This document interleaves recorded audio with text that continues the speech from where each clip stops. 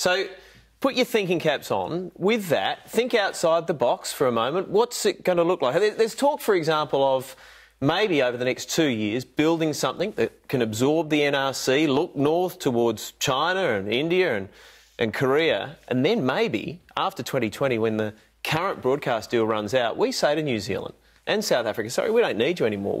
We've got this. I mean, is that too blue sky, or is there something that could happen? Oh, I certainly would like to think that we could potentially say that to South Africa, but I'd like to see us with New Zealand long term. Yeah. I still think that's the best standard of rugby. We've got to keep thinking high performance here.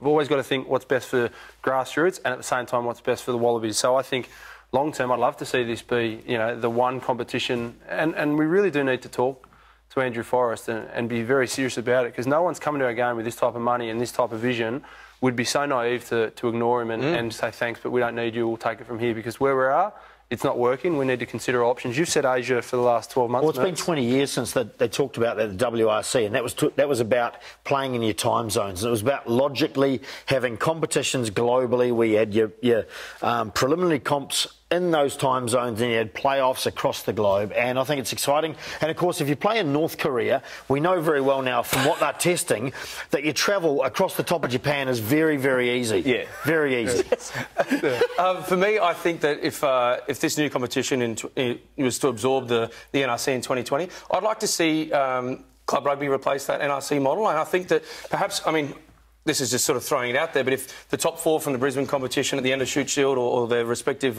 competitions, the top four from Sydney, one from Melbourne, Canberra, Perth, they make up would be the new National Rugby Championship, and it gives teams in those competitions something to aspire to. It's got that nostalgic feel which people are really drawn to at the moment. We see how well club rugby's going. Everyone's getting right behind their clubs because they grew up with it. They went to watch those games with their parents and all that type of thing. So I'd like maybe that club level to replace the NRC.